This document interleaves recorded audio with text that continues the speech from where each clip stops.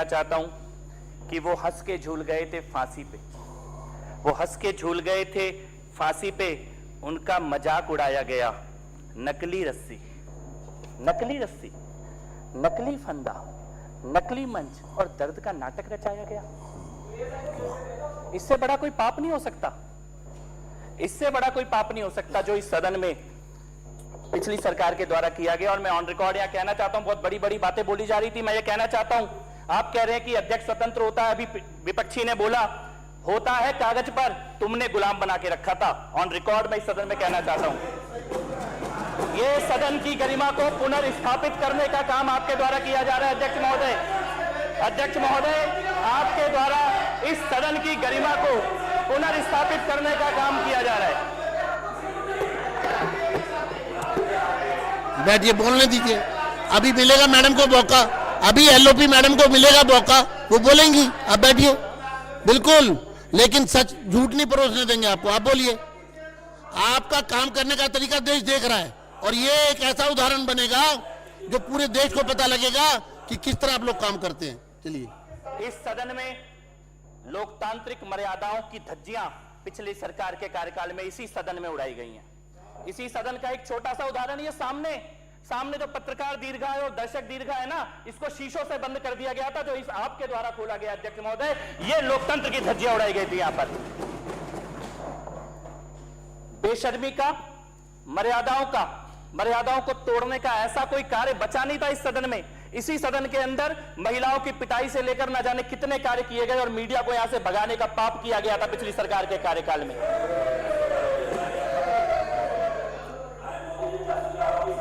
ऐतिहासिक तथ्यों पर मतभेद हो सकता है।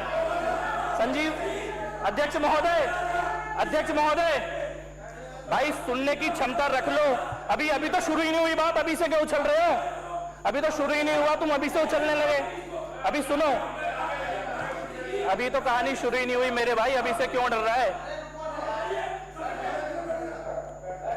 अध्यक्ष महोदय, उन्होंने कहा कि ऐतिहासिक तथ्यों पर मतभेद होते हैं, इतिहासकारों में मतभेद होते हैं मतभेद इतिहास में, इतिहासकारों में, पर एक बात पे कोई मतभेद नहीं है कि पिछली सरकार भ्रष्टाचारी थी और झूठ पे टिकी हुई थी। फर्जी सीएम था, फर्जी सीएम, फर्जी सरकार, फर्जी काम, फर्जी वादे और फर्जी फांसी घर, फर्जी फांसी घर। और उसके बाद अपने पाप को, अपने भ्रष्टाचार को, अपनी चोरी को, अपने झूठ को, अपनी लूट को छुपाने के लिए आज तुम शहीदों के बारे में झूठ फैलाना चाहते हो इस सदन के अंदर बैठकर, तथ्यों के ऊपर झूठ, और कह रहे हो अंग्रेजों के साथ खड़े हो जाओगे अगर सच बोलोगे तो। तुमने भगत सिंह के, ऊधम सिंह जी के, राजगुरु जी के, सुखदेव जी जैसे ऐसे शहीदों का अपमान करने का पाप किया है। नकली जूते वहां पे रख के, नकली कपड़े वहां पे रख के पाप किया है आपने, पाप किया है आपने। इससे बड़ा कोई पाप नहीं हो सकता, इससे बड़ा कोई झूठ नहीं हो सकता। शहीदों को श्रद्धांजलि देने के बाद अलग होती है, शहीदों के नाम पे नकली फांसी घर, उसमें करोड़ों रुपए फूकने का पाप किया गया यहां पर। और आज कहते हो जो इस सच को सामने लाएगा वो अंग्रेजों के साथ खड़ा हो जाएगा, जो सच बोलेगा वो अंग्रेजों के साथ खड़ा हो जाएगा, क्योंकि तुमने झूठ बोला, तुमने पाप किया, तुमने चोरी की और तुमने इस ऐतिहासिक इमारत के साथ छेड़छाड़ करी खाली चंद पैसों के लालच में। इसके अलावा कोई लालच नहीं था। चंद पैसों के लालच में, चंद पैसों के लालच में इन्होंने दिल्ली को बर्बाद किया, चंद पैसों के लालच में इन्होंने इतिहास से छेड़छाड़ करने का पाप किया। बात केवल फर्जीवाड़े तक सीमित नहीं है, केवल फर्जीवाड़े तक सीमित नहीं है बात। फर्जीवाड़ा तो इनकी पूरी सरकार का मॉडल ही था, इसके अलावा इन्होंने कुछ किया ही नहीं। अस्पताल के नाम पे फर्जीवाड़ा, मोहल्ला क्लिनिक के नाम पे टीन के डब्बे रख दिए गए थे, स्कूलों के नाम पे नकली पट्टियां बैठा के स्कूल बना दिए गए थे। फर्जीवाड़ा तो तुम्हारे माथे पे लिखा हुआ है, लेकिन बात केवल फर्जीवाड़े की होती तो सदन में इतना समय चर्चा नहीं होती। चर्चा इसलिए हो रही है क्योंकि शहीदों का अपमान करने का पाप पिछली सरकार ने इस सदन में करने की कोशिश की है।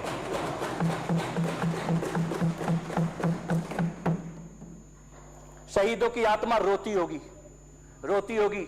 शहीद आजम भगत सिंह की आत्मा, राजगुरु जी की आत्मा, सुखदेव जी की आत्मा, ऊधम सिंह जी की आत्मा रोती होगी कि उनकी शहादत को भ्रष्ट केजरीवाल जैसे लोगों ने अपनी राजनीतिक दुकानदारी, नौटंकी बनाने के लिए इस्तेमाल करने का पाप किया है। शहीदों की आत्मा रोती होगी।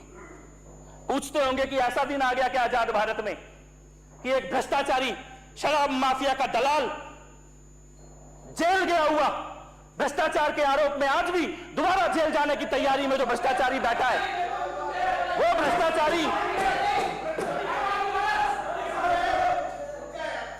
आप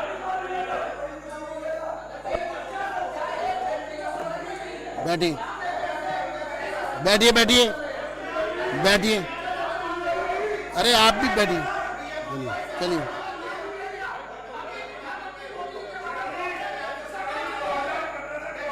बैठिए बैठिए बैठिए बैठिए।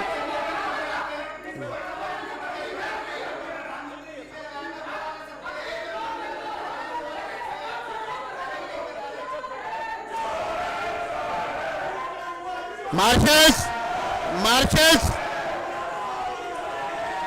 मार्शल्स, इनको बाहर ले जाइए, इनको बाहर ले जाइए, आतिशी जी को बाहर निकालिए, आतिशी को निकालिए बाहर।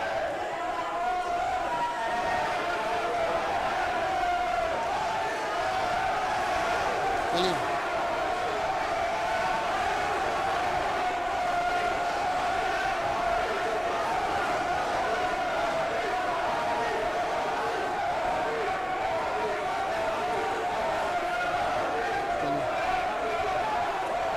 चलिए शुरू करिए,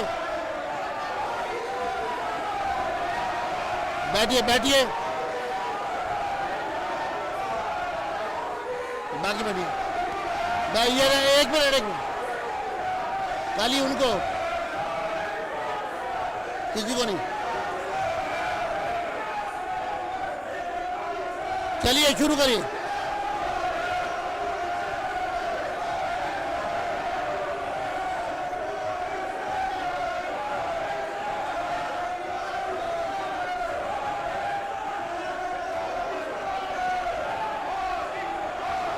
चलिए शुरू करिए।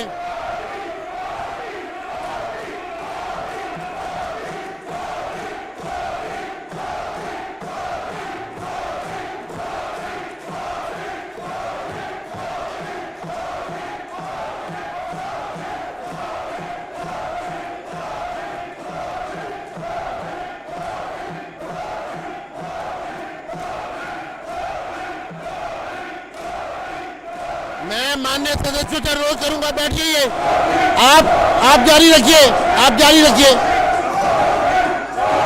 मार्शल्स प्रेम चौहान जी को बाहर ले जाइए, मार्शल्स जरनैल सिंह जी को बाहर ले जाइए, जरनैल सिंह और प्रेम चौहान को और कुलदीप कुमार को बाहर लेके जाइए, तीनों को बाहर ले जाइए। चलो ले जाओ।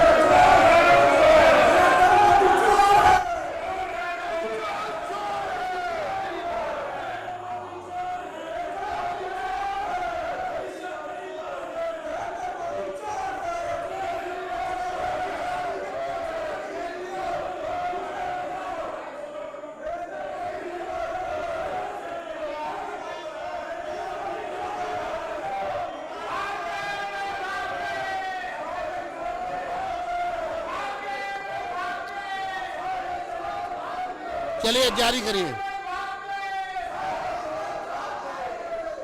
शुरू करिए, शुरू करिए। आदरणीय अध्यक्ष महोदय, सत्य और तथ्य की दो लाइन चोरों को भगाने के लिए काफी होती है, सदन में दोबारा साबित हो गया। केवल दो ही, अभी तो तथ्य रखे ही गए थे और इनकी मजबूरी है कि ये चिल्लाएंगे, क्योंकि इनके आका जो यहां से भागकर पंजाब में बैठे हैं, उनकी आज चोरी की, लूट की, इतिहास से छेड़छाड़ की और शहीदों से अपमान करने के उनके पापों की पोल आपके माध्यम से इस सदन में उसका सत्य सामने आया। इनकी मजबूरी है, अगर ये यहाँ पे चिल्लाएंगे नहीं तो इनके आका इनको डांटेंगे, इनकी क्लास लगाएंगे। मैं आपको बधाई देना चाहता हूं और उस पूरी टीम को जो ये सच सामने लेके आई है। इस दिल्ली ने केवल स्क्रिप्ट, डिजाइन, सेट, ड्रामा, केवल यही राजनीति 10 साल में देखी। सेट डिजाइन करो, स्क्रिप्ट लिखो और ड्रामा रचो, वही इस विधानसभा के परिसर में करने का पाप किया गया था। आपने रखा तथ्य, बिल्डिंग में दोनों तरफ सेम डिजाइन है, टिफिन रूम की, एक को आपने मान लिया